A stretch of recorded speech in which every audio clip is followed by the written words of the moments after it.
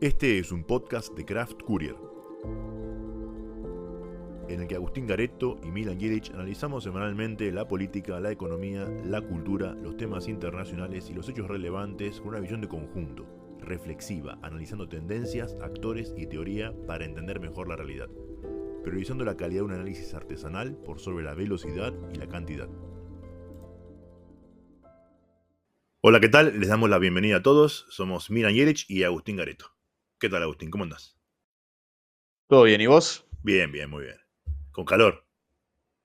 Con mucho calor en la República Argentina y sobre todo en lo que es Santa Fe, Buenos Aires, Entre Ríos, Terrible. Chaco, ni hablar después más al norte, pero sí está muy pesado el clima por estos lados. Y hoy nos encontramos en un episodio que quisimos ponerle este título por una de las últimas noticias que circularon. El título es La Corte y el peso de la institucionalidad, en referencia a que la Corte rechazó el pedido de licencia que presentó Ariel Lijo, que fue designado por decreto como juez de la Corte Suprema, y para no dejar su juzgado su juzgado federal en Comodoro Pi, solicitó una licencia que la Cámara Federal se la avaló y la Corte Suprema finalmente se la rechazó en el día de hoy. Es curioso que García Mansilla, el otro juez designado por el gobierno nacional, firmó en contra del pedido de licencia, es decir, firmó a favor, si se quiere, de la institucionalidad en conjunto con Rosenkrantz y Rosati. Claro, aclaremos, ambos fueron nombrados por decreto en comisión, o sea, por el año 2025. Aunque están los pliegos de ambos en el Senado, pero si saliera negativo lo del pliego del Senado, ellos están solo nombrados por el año 25. Si luego lo aprueba el Senado, quedarán ya formalmente. Ariel Lijo lo que tiene miedo es, che, yo me voy del juzgado federal, renuncio, estoy como juez de la corte todo 2025 y el 1 de enero de 2026, si el Senado no me aprobó el pliego, me tengo que buscar trabajo. Y se queda sin la herramienta de poder tremenda que es ese juzgado federal. Entonces por eso pidió licencia. Digo, bueno, che, si no me lo aceptan, vuelvo. El 1 de enero del 26 vuelvo al juzgado. Y la corte le dijo, no, pará. No le tomó juramento la semana pasada y ahora le dice, no, no, vos querés venir acá, tenés que renunciar. Y tiene cierta lógica porque pensemos que la corte resuelve como última instancia el Estado de Derecho en Argentina y él después volvería a ser juez federal que está por debajo de la corte. Entonces ahora tomaría ciertas decisiones y después estaría en otro rango. Es medio confuso. Y bueno, la idea de esto de la corte y el peso de la institucionalidad es porque esta medida trae un poco de luz a la institucionalidad como no siempre la corte ha hecho. Y acá tenés varios ejemplos vos para traernos sobre la historia argentina. Tal cual, por ejemplo, el 19 de septiembre de 1945, recordemos el golpe del 43, el gobierno del GO, en el cual estaba la figura de Juan Domingo Perón, ya siendo vicepresidente, ministro de Guerra, también teniendo la Secretaría de Previsión, Trabajo, etcétera. Hubo una marcha, una movilización muy importante encabezada por la Unión Cívica Radical, el segundo partido más importante del siglo XX en Argentina después del peronismo, pero en ese momento era uno de los partidos más importantes eh, de la República Argentina. Y la marcha se llamaba la Marcha de la Constitución y la Libertad, en el cual se le pedía a la Corte Suprema que tome el poder del gobierno ejecutivo y llame, del gobierno nacional, y llame a elecciones, que no lo hizo y que luego el llamado fue por parte del mismo régimen militar. Eso es uno de los ejemplos, el ejemplo más emblemático. Hubo varios pedidos que la Corte Suprema tome el poder del gobierno nacional Pero también, por ejemplo, recordemos cuando la Corte Suprema avaló los golpes de Estado, eso es otro de los fallos en contra de la institucionalidad. Hay otros ejemplos más que, que ahora ibas a mencionar. Yo también lo que quiero dejar un poco en claro es que estamos en un momento y que en Argentina es muy común que la institucionalidad se pise. De hecho, se podría hacer una historia de la institucionalidad en Argentina y realmente siempre se pisó en comparación de otros países. La verdad, el Estado de Derecho se respeta poco. Y en estos momentos donde tampoco se respeta el Estado de Derecho, recordemos un gobierno que viva haciendo decretos de necesidad y urgencia, ya habla poco de la institucionalidad, más allá de si es inconstitucional o no. Ya es una facultad que la tiene, pero habla poco de el uso del arte de la política, del acuerdo, etcétera. Y en momentos así, la Corte esta vez dio como una luz verde, digamos, ¿no? Sí, hay otros casos en la historia argentina, reciente para no irnos tan atrás, y que a muchos ha tocado y recordarán. Eh, Uno es el caso Badaro, el caso emblemático sobre las jubilaciones y la mala liquidación de las jubilaciones, eh, en donde no cumplió las expectativas que la sociedad tenía sobre la Corte en este caso. Incluso Lorenzetti, cuando era presidente, en varias entrevistas, él siempre decía, cuando el caso es tan general, no es la Corte la que tiene que resolverlo, sino que es la política. Y es verdad, cuando algo es tan general, la justicia está para casos particulares, no para casos generales. La política resuelve los casos generales. El tema es que en el caso Badaro había tanta cantidad de gente que no tenía la liquidación de la jubilación de Mencho, y ya se murieron muchos de esos, incluso, sin cobrar nunca nada, que se hicieron muchos juicios de manera individual. Algunos se pagaron, pero incluso muchos de esos juicios la administración kirchnerista no quiso pagarlos, y tampoco es que la Corte fue procesando a los a las autoridades que no querían pagar esos juicios con fallo favorable, ¿no? Entonces ahí la Corte, es verdad que la solución era política, pero en los casos que sí tenía para resolver, que eran muchos, es verdad, tampoco es que cumplió las expectativas de la sociedad con la institucionalidad. Y eso es muy importante, porque no es solo imprimir dinero el problema de Argentina o el déficit. Son dos grandes problemas, pero este también es un gran problema, porque ¿quién va a invertir? Y no hablo de grandes inversores internacionales. Cualquiera que nos escucha que tiene ahorrados $500, $1000, o que tiene, no sé, 5000, $10,000 ahorrados, ¿los invertiría en algo concreto? Bueno, hay gente que sí, pone su negocito, y hay mucha gente que dice, no, la verdad que espero y guardo, y después le invertiré en ladrillo, que es lo que menos riesgo tiene. Y eso genera toda una situación en la cual hay mucho ahorro, pero no hay inversión. Y hay suficiente ahorro en Argentina como para hacer una inversión grande en muchos aspectos, pero la gente no quiere poner la plata. ¿Por qué? Y por todo esto. Esto colabora a eso. No es lo único que lo explica, pero colabora a generar un Estado de Derecho débil. Y, bueno, lo hemos citado muchas veces, pero, bueno, ganarse el premio Nobel no es nada menor, ¿no? Acemoglu y Robinson lo dicen claramente. Cuanto menos institucionalidad hay, menos desarrollo hay. Simple y sencillo. Y esto es un ejemplo, ¿no?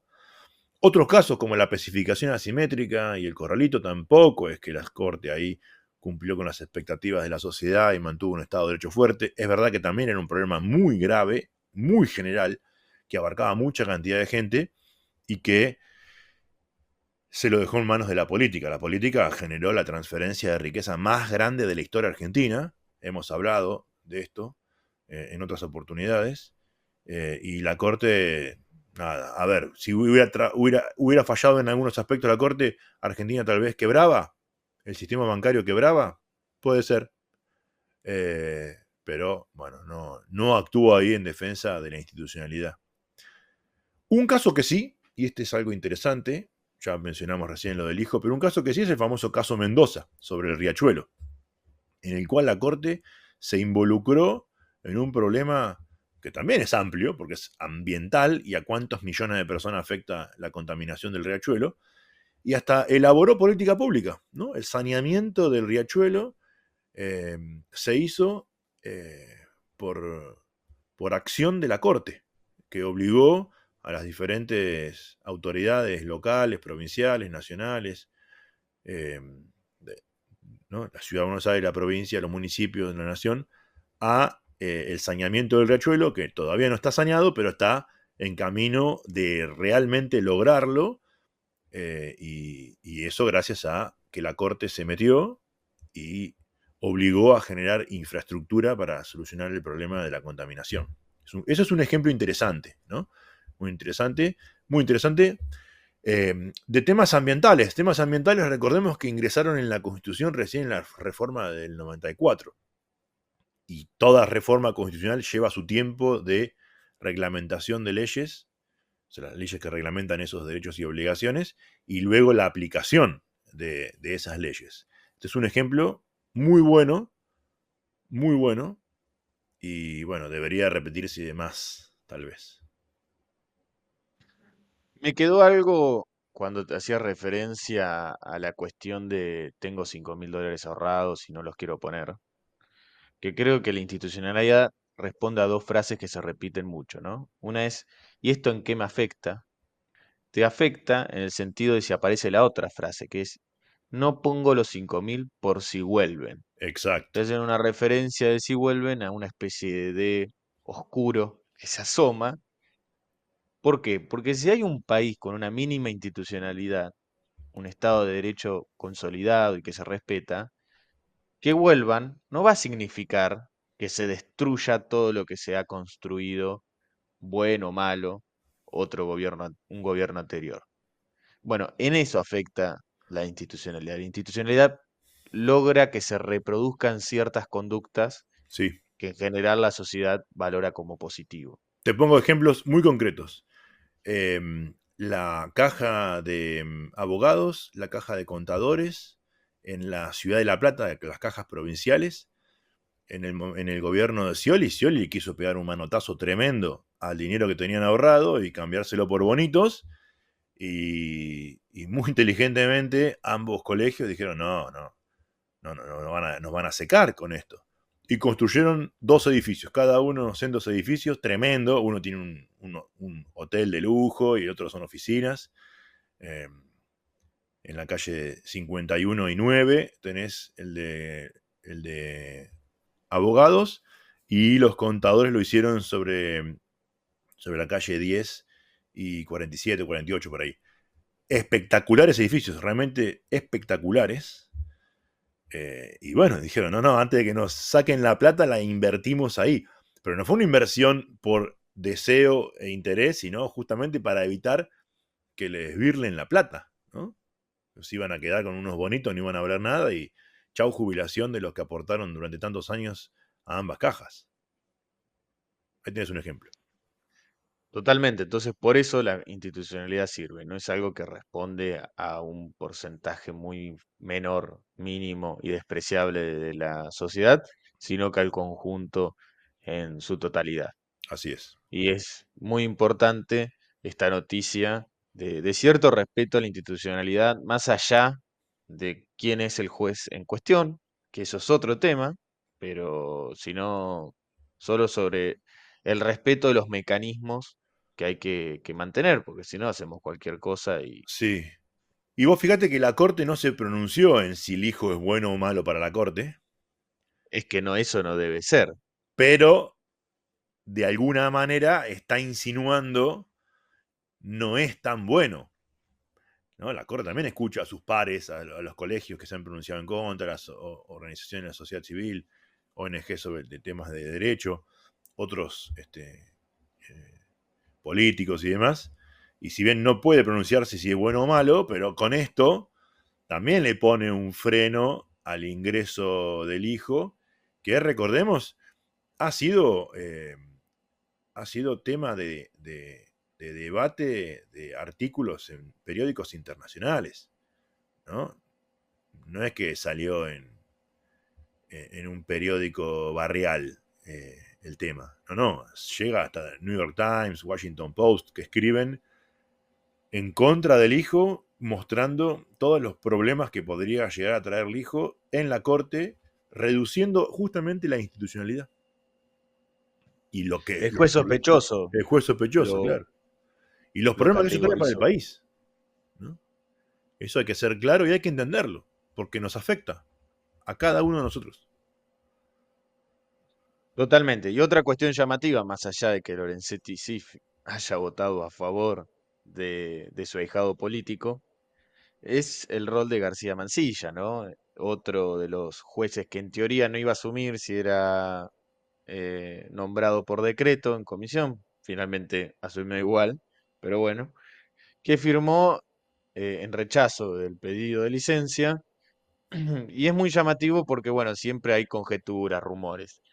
¿Es que lo hizo por una cuestión personal, de que entendió que eso es indebido y por eso firmó en contra?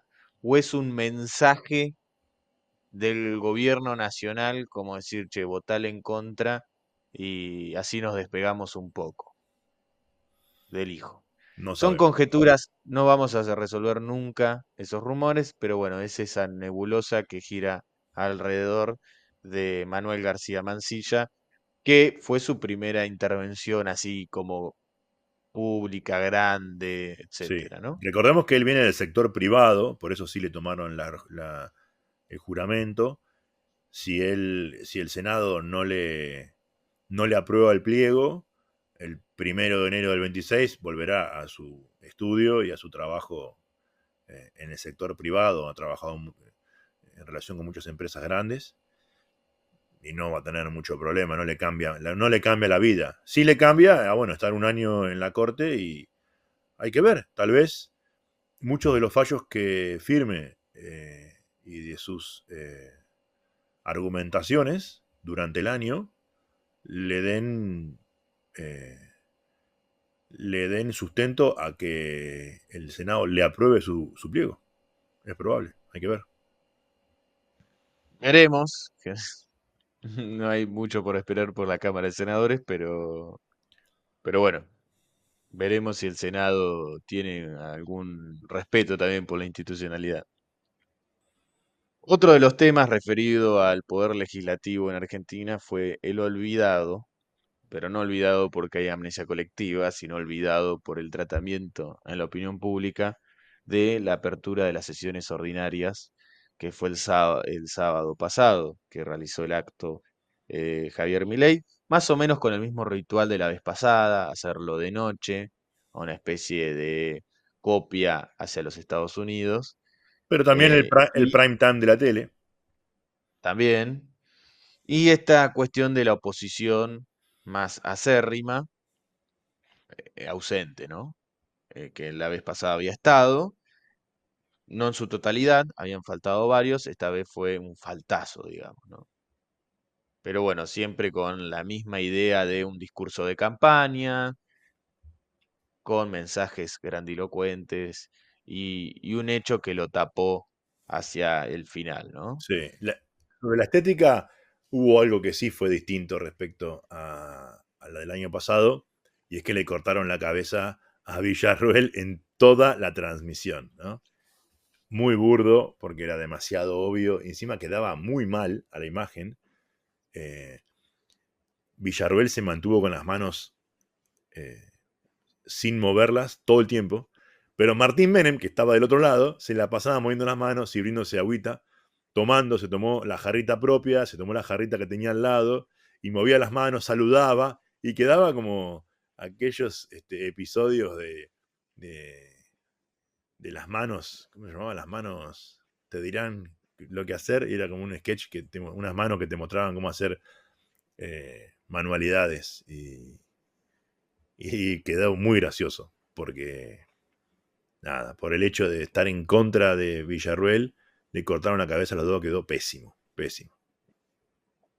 Sí, es verdad porque por el ángulo de la cámara justamente se le veían las manos, quizás deberían haber elegido otro ángulo, pero bueno, estaba esa figura de cuatro manos de fondo y el presidente de la nación en el medio. Sí. Recordemos que el año pasado fue viernes a la noche, entonces el prime time le venía bien. Esta vez fue sábado y el año que viene va a ser domingo. Recién el cuarto año, el último, le va a tocar un día lunes. Hay que ver si cambia. Capaz que lo hace en horario laboral, como se hizo siempre, a la mañana, al mediodía. Pero tuvo la suerte de que le tocó viernes, sábado y domingo los 3 primeros años para poder utilizar el espacio del más visto en la televisión, lo que se llama prime time. Sí, pero también le tocó en un fin de largo, en un momento donde generalmente las personas se mueven y no están tan pendientes de sucesos políticos. Y además, un gol en contra, Sí, totalmente. porque si bien hizo todo bien en ese sentido, la cuestión de ser un feriado largo no le incumbe, digamos, es algo externo. Claro. Pero sí el hecho de que el asesor estrella de ese triángulo de hierro, Santiago Caputo, haya ido directamente a atacarlo, Patotear. a patotear a un diputado que incluso tampoco es el diputado, no sé, no es ni siquiera Lustó, que bueno, es senador, pero no es esa figura que uno podría decir, sí, el enemigo número uno o algo por el estilo. Le dio trascendencia A nadie le importa lo que haga Manes, vamos a ser muy sinceros. A nadie le importa lo que haga Manes. totalmente. Y me acuerdo escenas de su entrevista con Fantino en la cual tiraba una frase, quedaba riéndose y Fantino lo miraba y hacía ruido con la lapicera, clic, clic, clic, clic, clic, clic, pero no decía nada y quedaban los dos así mirándose como los Spider-Man de la foto que se señalan, ¿no? Eh, a nadie le importa lo que diga Manes. Y ahí es un error súper estratégico de parte de Milei. Lo hacía Macri también y todos y Alberto Fernández, y si nos remontamos un poco más atrás también, responderle a los que le gritan desde la bancada. En la televisión no se escucha lo que dicen los diputados y senadores que están en la bancada. No se escucha. Entonces, cuando el presidente está haciendo su alocución, y se detiene y le responde a alguno de los presentes, por lo que gritan, le está dando entidad. Macri hace lo mismo. Y en la televisión no se escucha lo que dicen. Podría seguir hablando y no responderles nada y nadie se daría cuenta. Entonces, cuando le da entidad, ahí se equivoca Milei. Porque además, esta vez contó con que no estaban todos los kirchneristas, ni los de la izquierda, nada. Con lo cual, digamos que zafó de que le gritaran todos esos que sí le habían gritado el año anterior. Apareció Manes ahí con la Constitución y gritando. Innecesario. Dijiste un gol en contra, ¿no? Repetimos también lo que hemos dicho muchas veces. Ya se los dijo Piqueto, los goles que van adentro, que van afuera, no los metan adentro. No se hagan los goles en contra que van afuera. Es innecesario. Y lo del otro día fue totalmente innecesario. Y Caputo, con esa actitud de patotero, y bueno, demuestra que está subido a un pony, ¿no? Un pony que encima le faltan las piernas. Eh, porque incluso después Milei en una entrevista con Majul dijo, uy, qué pena lo que pasó con Caputo porque opacó lo que hicimos, lo que dijimos y habíamos preparado para la apertura de sesiones. Y sí, lo opacó, pero bueno, amigo, lo pusiste vos ahí y vos lo nombraste vértice del triángulo de hierro, ¿no? Yo quiero dejar algo en claro y para verlo en perspectiva, porque la verdad que el proyecto político de Javier Milei es en parte, en gran parte gracias a Santiago Caputo, fue él el que lo acomodó y el que le dio cierta idea a, a lo que tenía Milei en mente y lo pudo ejecutar. Pero esas son las acciones de Santiago Caputo y Javier Milei, que de hecho encima hasta incluso le armó el organigrama, ¿no? Le puso todos personajes que Caputo conoce y que tiene alcance.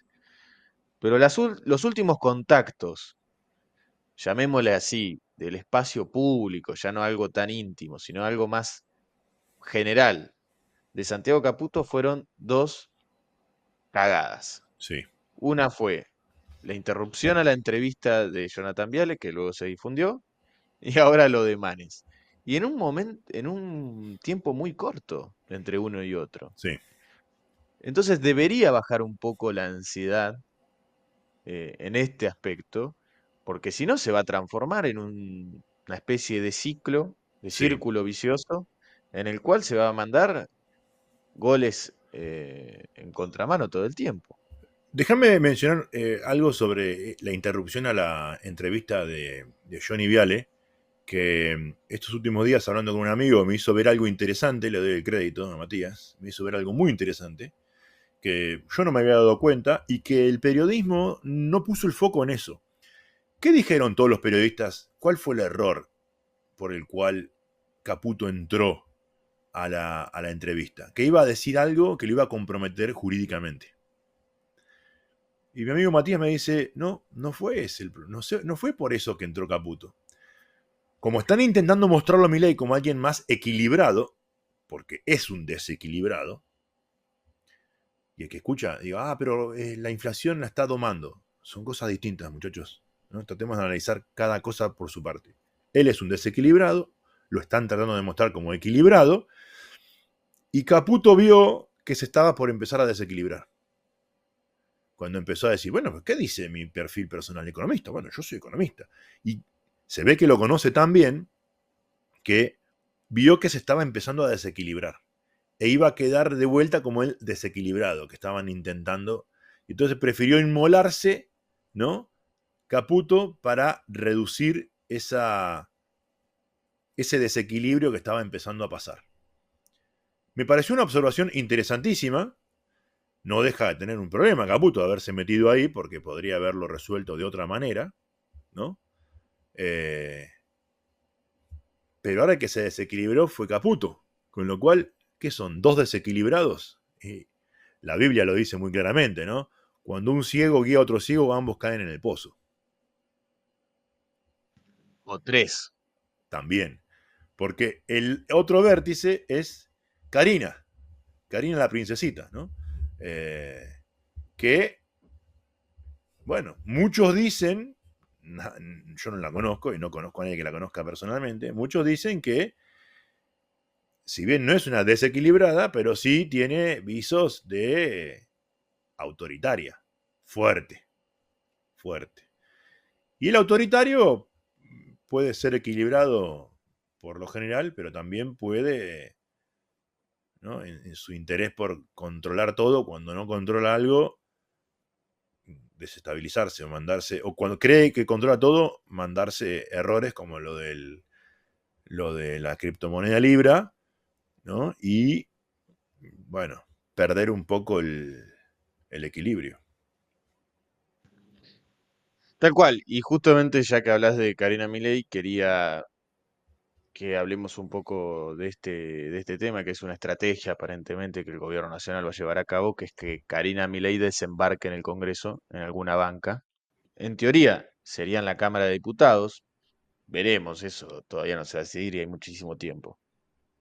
Pero si lo hace, van a suceder dos cosas. Por un lado, va a tener voz, una voz muy importante dentro del Poder Legislativo, que el gobierno lo necesita para alinear la tropa. Recordemos lo que es la tropa legislativa del gobierno nacional, muy fragmentaria, que donde cualquiera dice cualquier cosa, como que falta un líder. Y uno incluso se puede dar cuenta cuando, si ve la transmisión de lo que fue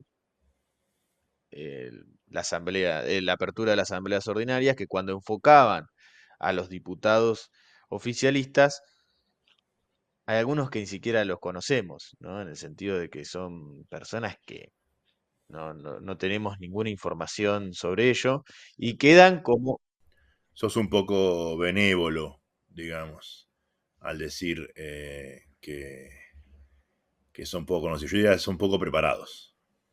además, por eso eso iba después, los conocemos por los dichos, algunos dichos bastante fuera de lugar, como por ejemplo de los de Lila Lemoyne, ¿no? Sí, Esas son las figuras representativas que tiene. Si aparece Karina Milei, eso probablemente se solucione y logra alinear la tropa e incluso llegar a tratar con partidos de alrededor. Tarea que tenía Martín Menem y Guillermo Francos siempre que el gobierno necesitaba de las oposiciones para un tratamiento legislativo, ¿no? Así es, así Bueno, es. eso en teoría si Karina Milei lo consigue, se solucionaría. Pero hay otro tema, que son los fueros. Eso es algo muy importante. ¿Por qué? Porque Karina Milei ha sido denunciada hoy en la justicia federal. Por lo tanto, los fueros le permitirían cierto chaleco antibalas, si se quiere, cierta protección ante la justicia. Ahora comenzó el caso de CryptoGate, en adelante pueden haber otras cuestiones. Veremos, ¿no? Pero esos serían como los dos logros que conseguiría, por un lado, uno personal, que respecta a los fueros, por el otro, al proyecto político, que sería tener una voz en el Congreso. Es muy interesante esto que decís de los fueros. La verdad que a mí no se me había ocurrido y puede ser. No sé si habrá sido la idea original de llevarla a No, no. Karina, pero bueno, ahora con todos los problemas que surgieron con lo de Libra y otros que se van a venir, porque también lo dijimos la vez pasada, es como que encontraron por dónde pegarle, ¿no? Vieron que la hermana tenía algunos manejos un poco grises, opacos, diría Pani, opacos, y bueno, se le puede entrar por ahí, ¿no? Entonces, bueno, blindémosla porque es el sostén emocional de Milei, de Javier. Y hablamos recién del desequilibrio, ¿no? Es la que le da equilibrio junto con Caputo. Y, y bueno, si no estuviera el equilibrio, ¿qué haría Javier? Tal cual. Y ahora pasemos a hablar un poco de las oposiciones. Algo muy, muy cortito, esto que Pani llama el nuevo género literario, los Che Milei, de Cristina Fernández de Kirchner en Twitter, en el cual critica siempre un aspecto de Javier Milei y empieza el tweet diciendo, che, Milei, como si fuese un trato así muy ameno y careándolo, básicamente.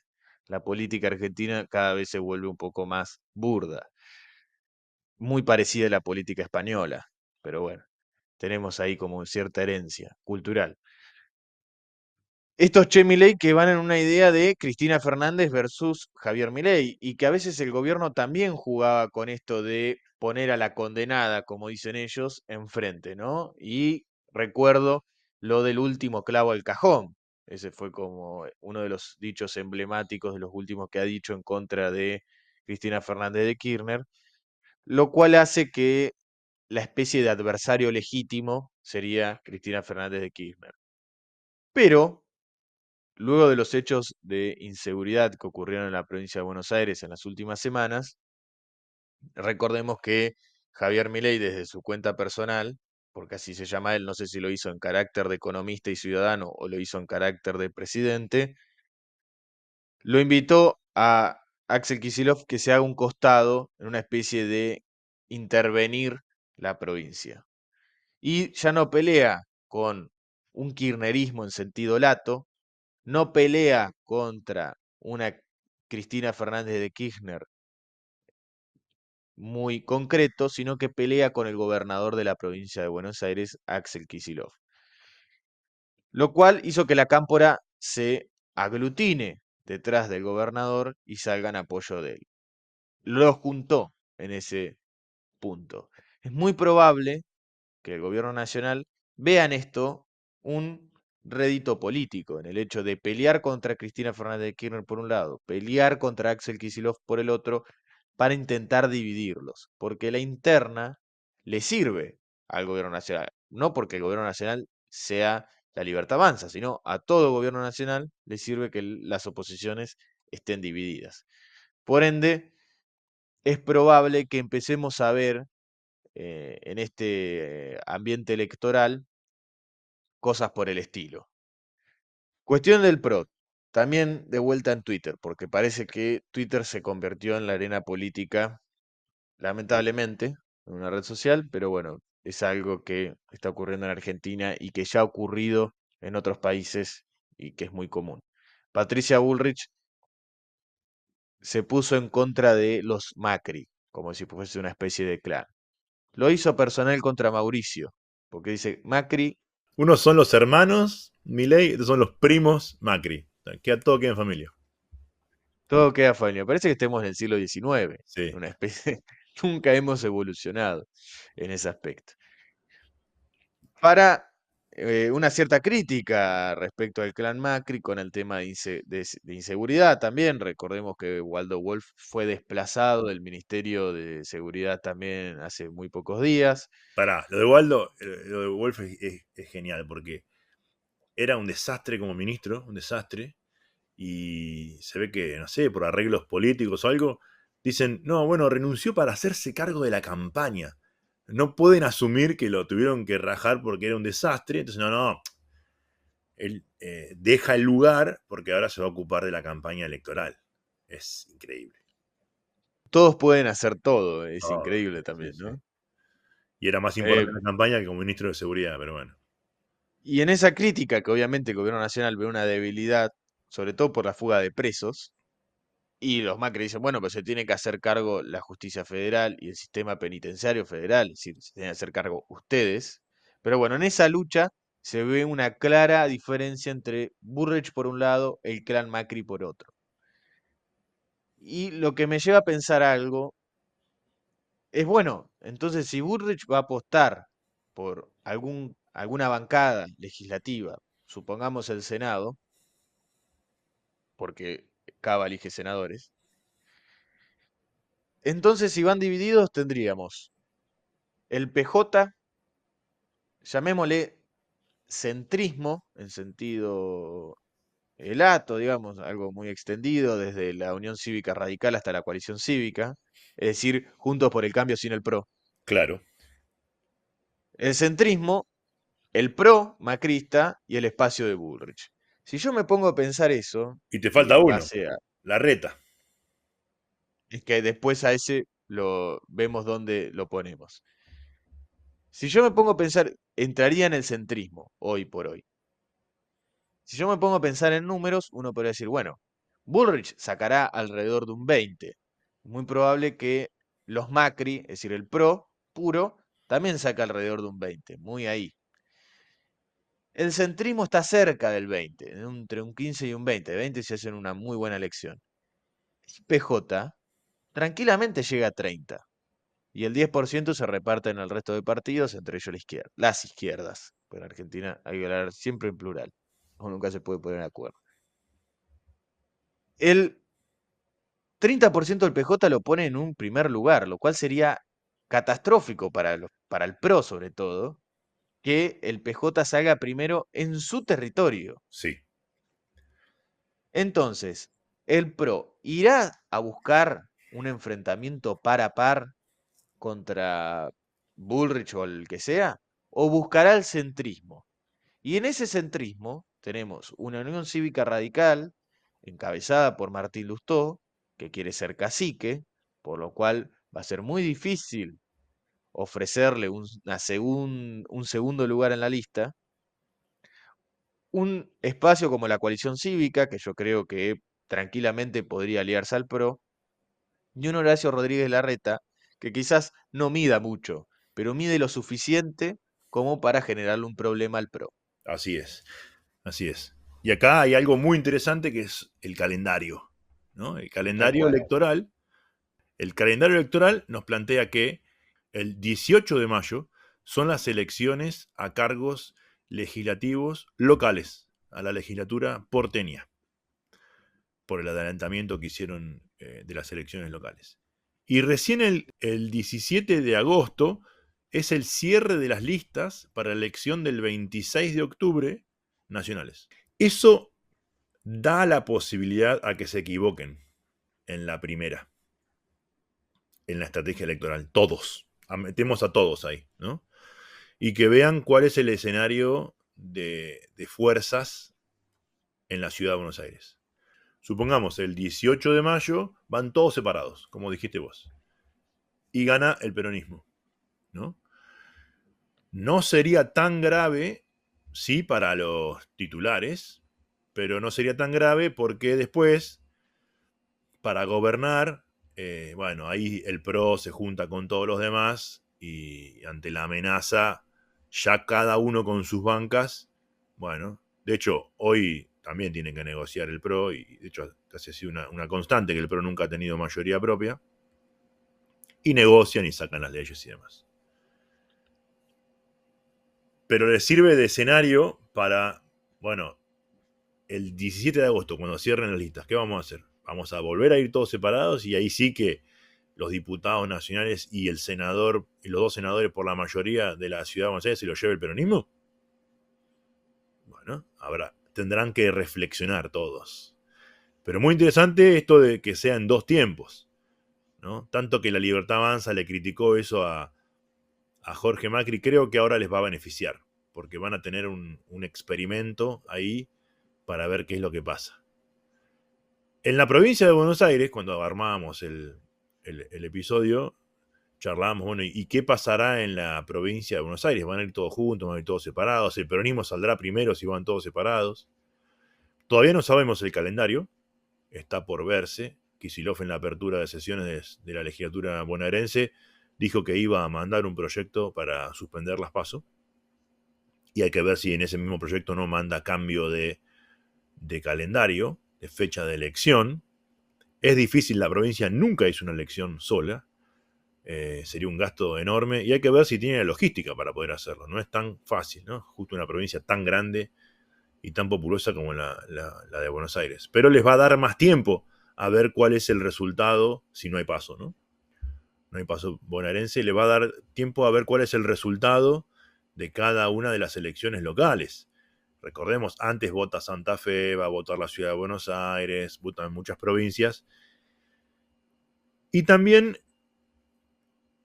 algo que el peronismo sabe muy bien, porque siempre ha esperado que la cosa mejore para las elecciones, ¿no? El plan platita y todas esas cosas. Saben muy bien que no hay que apurarse ni a dividirse ni a juntarse, a ver qué pasa con la economía. Si no tienen paso, les da hasta el 17 de agosto para ver qué pasa con la economía. Muy probablemente la economía esté mejor que ahora, con lo cual también es muy probable que en agosto el peronismo bonaerense termine decidiendo cerrar los ojos, taparse la nariz e ir todos juntos, ¿no? Porque si la economía está bien, y hay que ver qué hacen nosotros. Ahí es bastante distinto, ¿no? La política bonaerense de la porteña, porque en la Libertad Avanza no está Bullrich y Karina Milei, ¿no? Más puristas y... No, ahí están Pareja, Kikuchi y un par de muñecos más. Y en el PRO tampoco están los Macri. Está Ritondo, Santilli, ¿no? Así que, digamos que Valenzuela. Valenzuela, básicamente todos pseudo peronistas que no tendrían ningún problema los unos y los otros ir juntos en contra del otro peronismo. Y a las pruebas me remito, ¿no? Un concejal en Paraná, en Entre Ríos, de la Libertad Avanza, acaba de juntarse en un interbloque con el peronismo. Ya lo decíamos, que muchos eran masistas, ¿no? De las listas de Javier Milei. Y bueno, este es un ejemplo concreto. No veo por qué no podrían juntarse los peronistas no K que están en el PRO, en la Libertad Avanza, en la provincia de Buenos Aires y hacer una lista única. Veremos cómo se desenlaza. Para ellos también va a ser importante cuál es el resultado en Cava, ¿no? Si en el 18 de mayo. Si el resultado lo deja el peronismo primero, también creo que va a ayudar a que se junten. Totalmente. Veremos. El peronismo porteño queda en manos de Juan Manuel Olmos, que es un personaje muy interesante para conocer. Los invito a que nos escuchen, que vean. Estuvo con Pañi el lunes pasado. Es alguien muy, muy interesante para escuchar y cuál es su visión respecto al gobierno nacional y a la situación del peronismo en, en la actualidad. Recordemos, solo para cerrar, que a él lo citamos varias veces porque él es el que dice que primero estaba el kirchnerismo medio de izquierda, después vino este gobierno más liberal, libertario, y habrá otro que lo suceda que será más programático.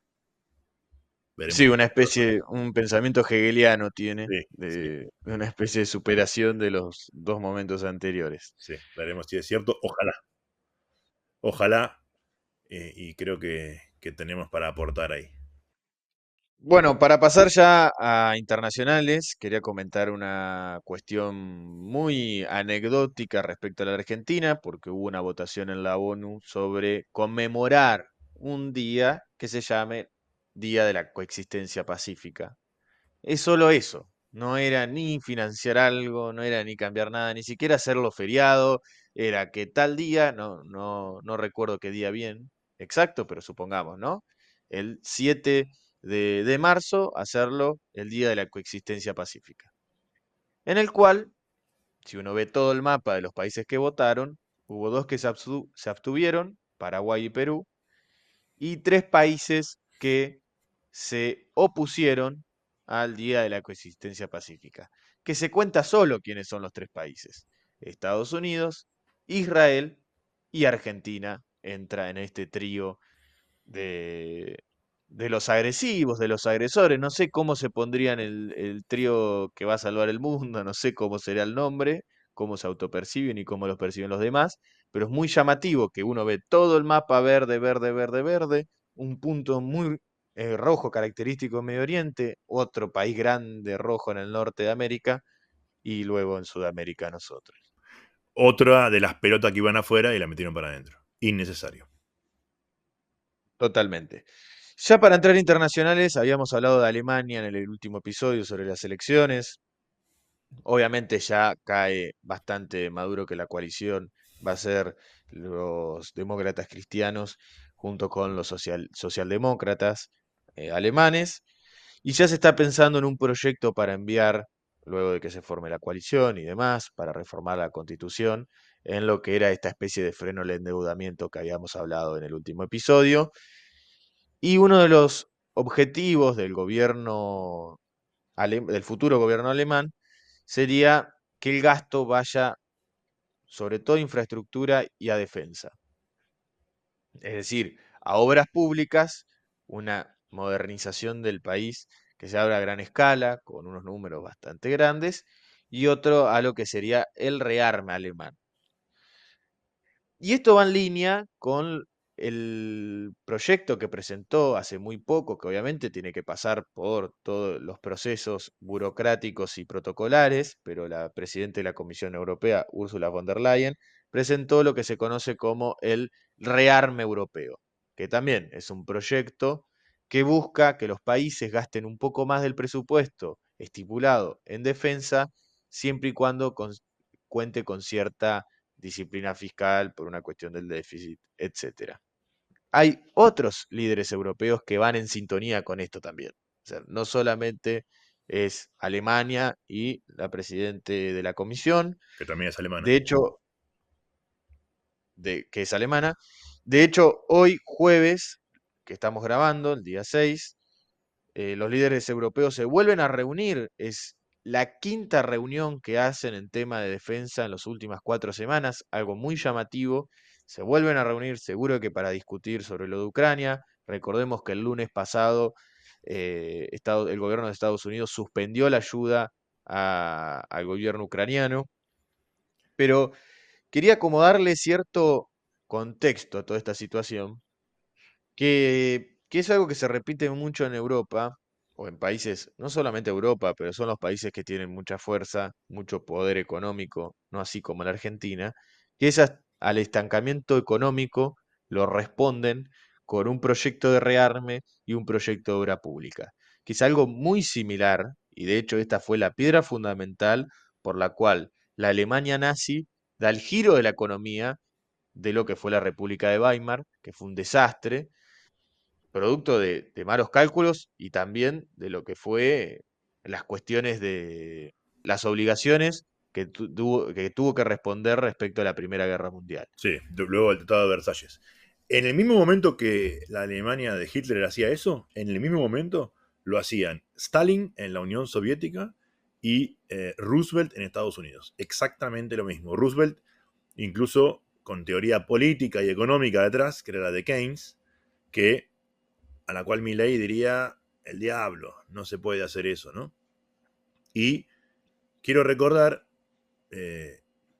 la entrevista que mencionamos de Steve Bannon, no me acuerdo si fue el episodio anterior o dos atrás, y en esa entrevista Steve Bannon hace mención al mega gigantesco proyecto de infraestructura que tenía Trump para su primera presidencia, que iba, recuerdo que en la campaña hablaba, tenemos que reconstruir los puentes, las autopistas, los puertos, etcétera. De eso no se hizo nada, no se hizo nada, por diversos motivos, le tocó parte de la pandemia, etcétera. Pero tenía ese proyecto, así que medio keynesiano Donald Trump en algunos aspectos, ¿no? Pero es que tiene cierta lógica, y también hablamos, creo que fue el episodio anterior de Modigliani y la síntesis neoclásica entre los dos modelos, ¿no? Donde se plantea que el modelo a largo plazo es el liberal y en el corto plazo el keynesiano soluciona estos problemas de estancamiento, ¿no? Para reactivar. Y claramente lo hizo Estados Unidos cuando salió después de la crisis del 29, del 30. Y bueno, es la estrategia que están queriendo plantear los europeos.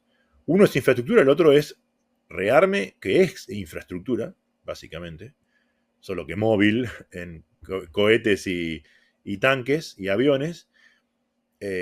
Y también tiene una lógica del momento, ¿no? Porque si Estados Unidos decide salirse de la OTAN y decide dejarlos a su propio destino, a los europeos, bueno, van a tener que estar un poco mejor provistos que lo que están hoy, ¿no? Que tampoco están mal, pero van a tener que estar mejor provistos que lo que están hoy. Porque la amenaza de Putin está ahí, está al borde de la Unión. Y, y si encima Trump le deja a Putin, digamos, hacer lo que quiera, y bueno, entonces tiene lógica que la Unión Europea se plantee, bueno, tendremos que valernos por nosotros mismos, tenemos la capacidad, hagámoslo.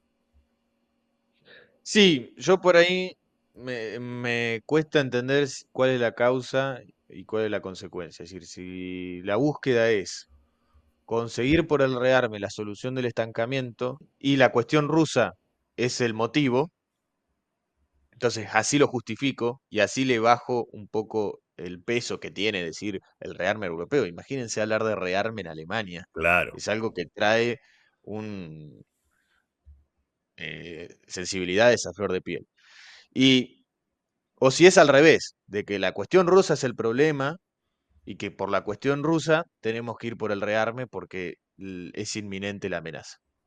Eso es muy difícil lograr dilucidarlo y cuánto de lo que dice Macron es cierto, porque Macron se sube también a la ola y dice Rusia nos invade mañana, nos tenemos que preparar. Pero Gran Bretaña dijo hace poco, si hace falta ir a la guerra, podemos salir hoy mismo. sí, es que el gobierno británico está dispuesto a enviar tropas, Sí, a diferencia de Estados Unidos, que generalmente actuaban en conjunto. Bueno, esto es una gran diferencia, porque Gran Bretaña históricamente fue un problema Rusia, claro. desde la época de los zares ya.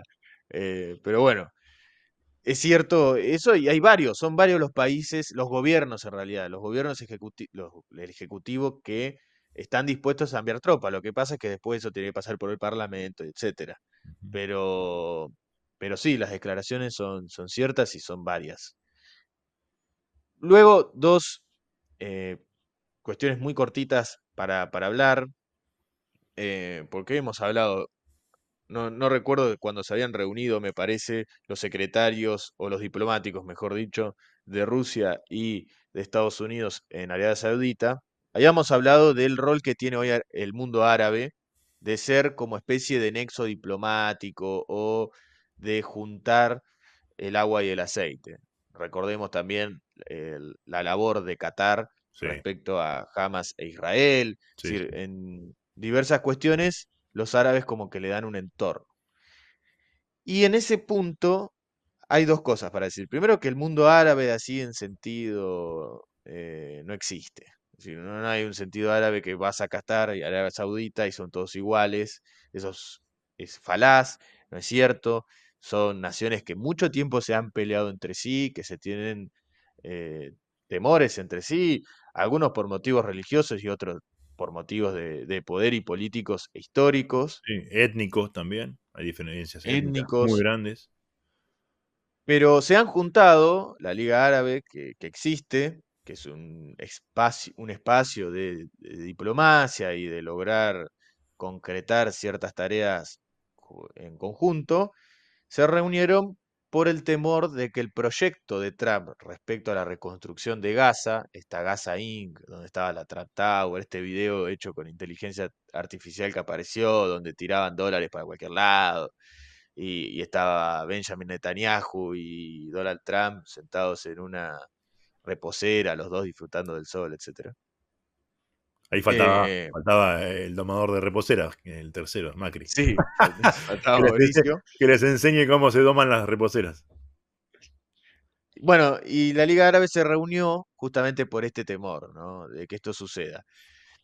Más que por temor, lo que proponen es un proyecto ellos, lo cual es muy interesante, que logren en conjunto un proyecto para reconstruir Gaza. A ver, Y sin que intervenga. plata para hacerlo tienen, eso seguro.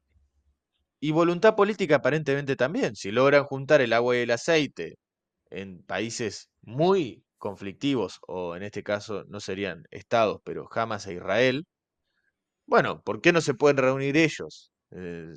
Más allá de dejar las diferencias de lado y obviamente las hostilidades. Pero es algo muy interesante querer llevar adelante la reconstrucción de Gaza sin que se metan los otros. Y cuando entran los otros no solo es Estados Unidos, también es Europa, lo cual es muy llamativo y lo dejamos ahí para, bueno, si en un futuro esto sigue siendo relevante. Sí, sí, solo un detalle. Realmente el mundo árabe, en su aspecto diplomático y de inversiones y demás, ha dado un giro en las últimas 2 décadas. Y se han metido en todo lo que pudieron. En todo lo que pudieron. Un ejemplo muy chiquito, pero el presidente de la FIA internacional es árabe. Y así se han metido en un montón de cosas. Han organizado el Mundial de Fútbol en Qatar. Son 2 cosas deportivas, pero el deporte y la diplomacia tienen mucho que ver. Han organizado las COP, ¿no? En Dubái. Y bueno, tienen una importancia que no tenían hace 2 décadas atrás.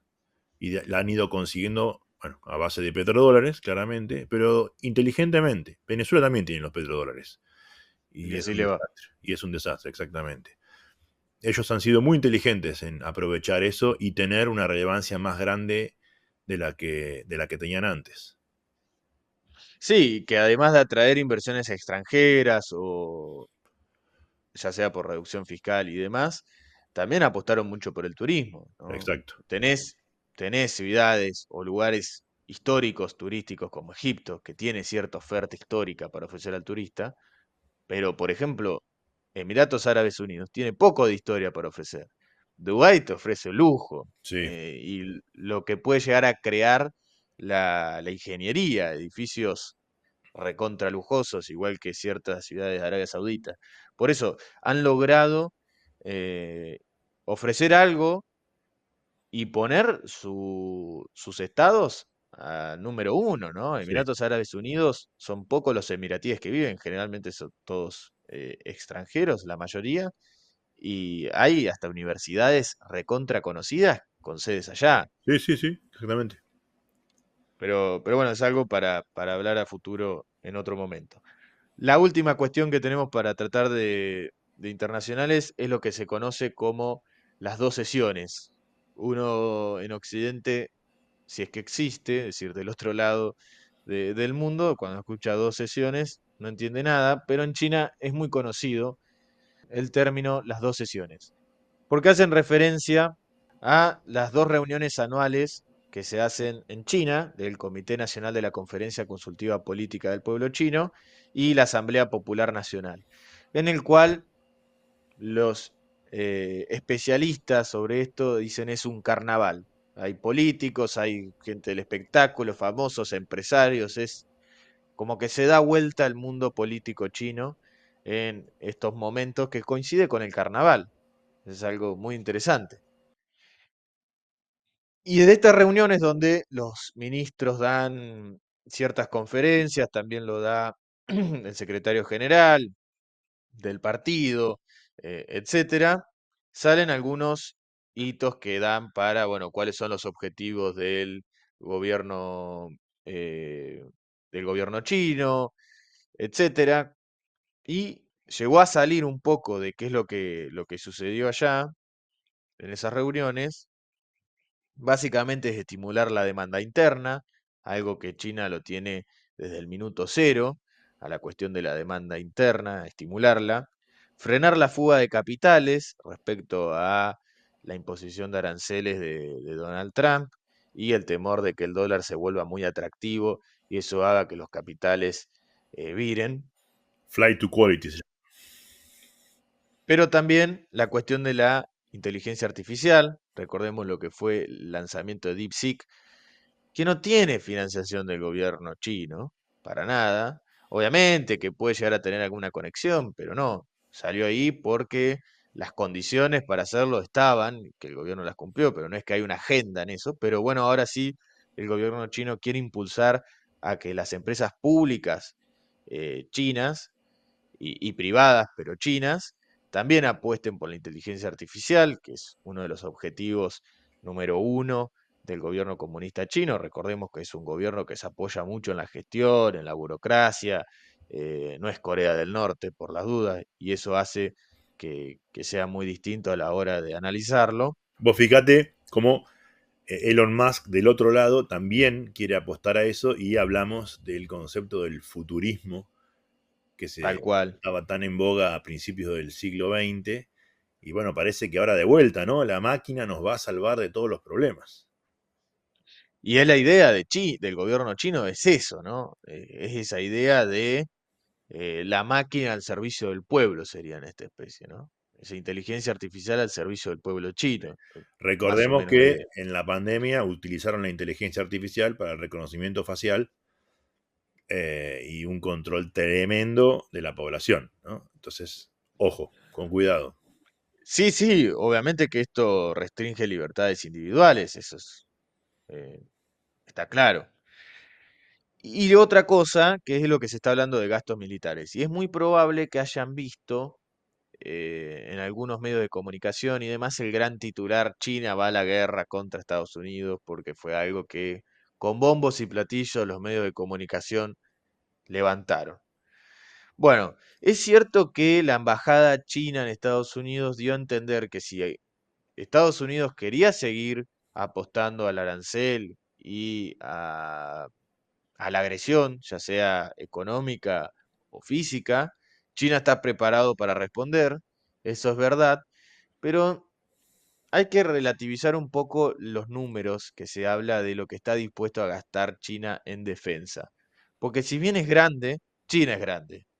Y el aumento real por PBI no es significante como otros países. Eso no quita que China no esté preparada. Es uno de los países que más gasta en defensa militar. Pero recordemos lo que es China. Es decir, China no es un país insignificante territorialmente y en población. Y después también el uso de la cuestión de Taiwán, pero eso va a ser para un futuro episodio con Patricio Justo. Bueno, nuevamente hemos hecho un gran episodio, creo. Hemos tocado todos los temas nacionales y también los internacionales. Y bueno, han quedado elementos para seguir analizando, tendencias para ver cómo se comportan en el tiempo. Muchos actores a los que mencionamos, en especial en la política local, que hay que seguir a ver cuál es su desempeño. Poner el foco, como dijimos, en la elección del 18 de mayo de la Ciudad de Buenos Aires. Y la próxima, que también viene dentro de poco en Santa Fe, que va a ser como el primer hito electoral de este año intenso en elecciones. Así es, la experiencia va a ser muy interesante porque recordemos que son las elecciones para elegir a los convencionales constituyentes para la futura reforma de la Constitución provincial. Como le pregunté a uno si iba a ir a votar y me dijo: ¿para qué voy a votar si la reforma ya está hecha? Solo tienen que levantar la mano. Pero, pero bueno, después vamos a analizar un poco este proyecto político que está ocurriendo en la provincia de Santa Fe. Y bueno, nos vemos la próxima semana. Así es, hasta la semana que viene. Gracias por habernos escuchado. Saludos. Muchas gracias y buen fin de semana.